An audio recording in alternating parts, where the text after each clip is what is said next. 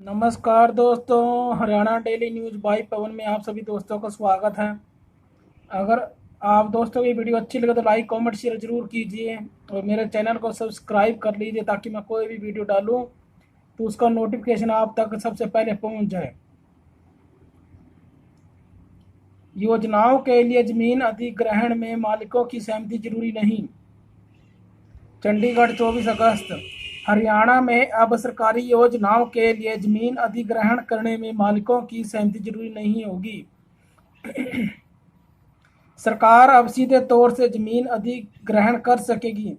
इससे पहले ई भूमि पोर्टल पर किसानों की सहमति से ही जमीन खरीदी जा रही थी। सरकार का तर्क है कि विकास कार्यों के लिए जमीन की जरूरत महसूस की जा रही है। ऐसे में सरकार ने इस अधिनियम में संशोधन कर सरकारी योजनाओं के लिए जमीन का अधिग्रहण करने का प्रावधान नए तरीके से कर दिया है। इसके लिए मंगलवार को उप मुख्यमंत्री दुष्यंत चौटाला ने विधानसभा में भूमि अर्जन पुनर्वासन पुनर्व्यवस्थापन में उचित प्रतिकर और पारदर्शिता अधिकार संशोधन विधेयक 2021 पेश किया, जहां विपक्ष के तमाम हंगामे के बाद विधेयक पारित हो गया है। इस विधेयक पर चर्चा के दौरान कांग्रेस ने भारी विरोध करते हुए सदन में वॉक आउट भी किया।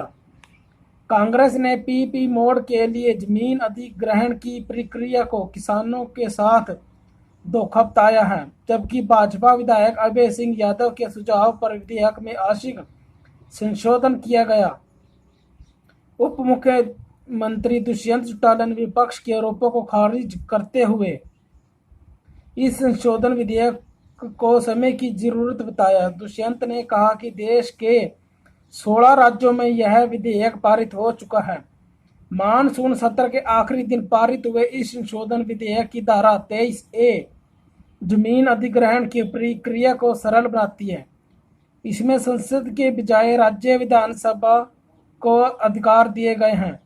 नए विधेयक में यह प्रावधान किया गया है कि यदि अधिग्रहण प्रक्रिया को किसी स्टेज पर कलेक्टर संतुष्ट हो जाते हैं कि उनके सामने पेश सभी व्यक्ति समझौते में शामिल शर्तों पर अपनी सहमति जताते हैं तो कलेक्टर आगे बिना जांच किए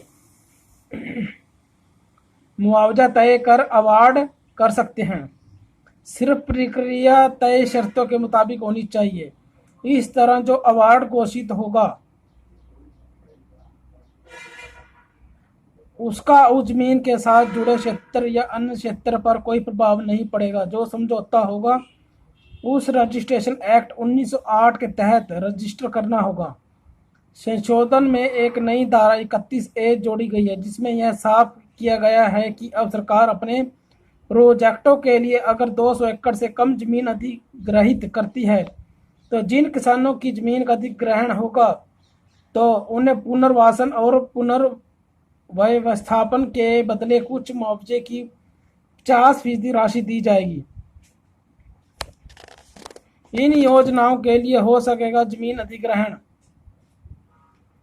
संशोधित विधेयक की धारा 10A के मुताबिक भारत की राष्ट्रीय सुरक्षा अथवा रक्षा के लिए जरूरी ऐसी योजनाएं जिसमें रक्षा उत्पादन शामिल हो, ग्रामीण ढांचागत और विद्युतीकरण, गरीब लोगों के लिए किफायती आवास और प्राकृतिक आपदा के तहत पुनर्वासन के लिए बनने वाले मकान, इंडस्ट्रियल कॉरिडोर, रेलवे लाइन व सड़कों के दोनों ओर इंडस्ट्रियल कॉरिडोर बनाना, स्वास्थ्य और शिक्षा से संबंधित योजनाएं, public private partnership PPP mode के तहत प्रोजेक्ट, लेकिन इसमें जमीन का स्वामित्व सरकार के पास होगा तथा शहरी मेट्रो रेल और रैपिड रेल को शामिल किया गया है।